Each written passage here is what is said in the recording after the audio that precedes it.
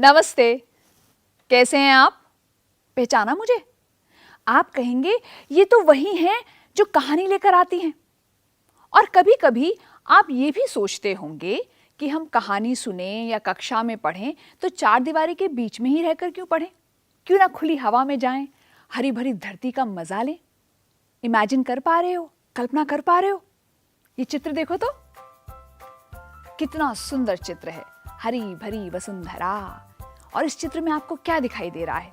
पेड़ दिखाई दे रहे हैं, पक्षियों की चहचहाट की कल्पना कर सकते हो आप। लो देवदार का पेड़, पाइन कोन, पाइन शंकु और दो बच्चे हैं। एक है छोटी सी बच्ची जिसने लाल रंग का फ्रॉक पहना है। ये क्या कर रही है?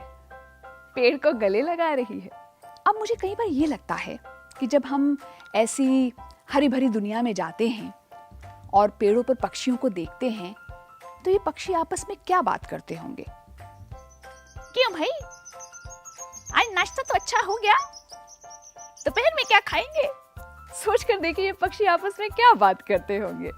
तो इस चित्र में हमने पेड़ देखा, बच्चा देखा जिसने चश्मा पहना है, हाथ में उसके कुछ बड़ा सा पत्ता है, ये कुछ सोच रहा है। इसके पीछे मुझे एक छोटा सा जीव भी दिखाई दे रहा है। वो कौन सा जीव है बताइए तो भाई ये तो हुई चित्रों की बात। आइए आपको लेकर चलती हूँ एक सुंदर खुली जगह, ताजी हवा में, एक तालाब के पास। इस तालाब का नाम छोटा तालाब है। यहाँ तुम्हें कई जीव दिखेंगे, केचुए, सांप, केकड़े, मेंढक, कनखजूरे और वो दो कछुए और उनके साथ बच्चे। ये मछलियां पता नहीं कितनी होंगी और मच्छर जैसे तो कई उड़ाकू तुम्हें यहां मिलेंगे। उड़ाकू मतलब उड़ने वाले। तितलियां, अरे वो गिलहरी भी तो है। ये चींटियां हर जगह आ जाती हैं और कभी-कभी तो छिपकलियां और गिरगिट भी इधर चले आते हैं। तालाब के किनारे ये पेड़ है, इस पर मकड़ियों के जाले हैं और चिड़िया, उनका तो पूछो ही मत। कौवे, मैना, तोते, किंगफिशर और वो फाख्ता।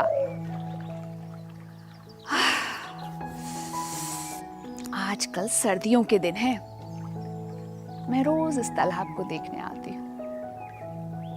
यहाँ इन दिनों सारस आए हुए हैं। इस छोटे से तालाब पर खूब चहल पहल है।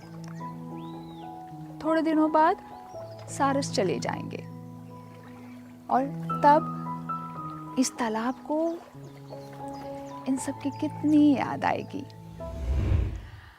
तो लौट आए हम यादों की दुनिया से। सच बताऊं तो लौट आने का दिल मेरा बिल्कुल नहीं था। भला किसका दिल करेगा ऐसी सुंदर सी जगह से लौट कर आने का? पर आपसे जो मिलना था, बातें करनी थी। क्या आप भी थे वहां मेरे साथ? मैं तो ख्यालों में थी, पर मैंने आपको सब बताया जो मैंने वहां देखा। तो बताइए, आपने फाख्ता पक्षी का नाम सुना था? तो फाख्ता पक्षी दिखने में कैसा होता है? कबूतर जैसा होता है। और इसे अंग्रेजी में क्या कहते हैं? अंग्रेजी में से कहते हैं स्पॉटेड डव। और किंगफिशर आपको याद है? तो किंगफिशर की चोंच सोचिए लंबी क्यों होती है? भाई वो उसके शिकार में काम आती है, मछलियां पकड़कर खाता है। तो ऊपर वाले ने जो जीव जैसा बनाया उसके पीछे एक कारण है। अगर चोंच लंबी है या शरीर पर बाल हैं या पूंछ छोटी बड़ी है तो हर अंग के, हर चीज के कुछ ना कुछ फायदे हैं जो जीव को जंगल में रहने में मदद करते हैं। जिस तालाब पर मैं थी, सोचकर बताइए उस तालाब को छोटा तालाब क्यों कहते होंगे? क्या उसके आकार को देखकर छोटा कहते होंगे? वैसे था बहुत सुंदर वो तालाब, और मैंने बहुत सारे जीवों का जिक्र भी किया था। तो इस छोटे से तालाब में कौन कौन से जीव हैं? आपकी मदद के लिए मैं आपको बता दूं, मुझे केचुए भी दिखाई दिए थे, केकड़े भी दिखाई दिए थे और मेंढक भी थे। बाकी जीव आपको याद होंगे तो अपने दोस्तों से पूछो, और जो आपको याद है वो अपने दोस्तों को बताओ। और कभी आपने सोचा कि तालाब के पास इतने सारे जीव क्यों रहते होंगे? मुझे लगता है कि वो पानी पर निर्भर रहते होंगे, इसलिए सब तालाब के नजदीक रहते होंगे। और जब मौसम गुजर जाएगा, तालाब को किन की याद आएगी और क्यों? इसलिए तालाब को भी किन किन की याद आएगी जब मौसम गुजर जाएगा सर्दियों का, तो ये आपको सोचकर बताना है। पर उड़ाकू का क्या मतलब हो सकता है? उड़ाकू का क्या अर्थ हो सकता है? मैंने कहा था मच्छर जैसे कई उड़ाकू तुम्हें वहां मिलेंगे। तो उड़ाकू शब्द में पहला हिस्सा है, पहला भाग है उड़ा, और यानी कि वो छोटे छोटे कीड़े, वो छोटे छोटे मकोड़े जो उड़ सकते हैं। तो मच्छर उड़ता है ना, तो इसीलिए हमने उड़ाकू शब्द का इस्तेमाल किया। अब हम तालाब के अनुभव को ही याद कर रहे हैं, तो जरा ये देख लें कि आपने अच्छे से सुनी मेरी बात कि नहीं सुनी, कहानी का लुत्फ उठाया कि नहीं उठाया।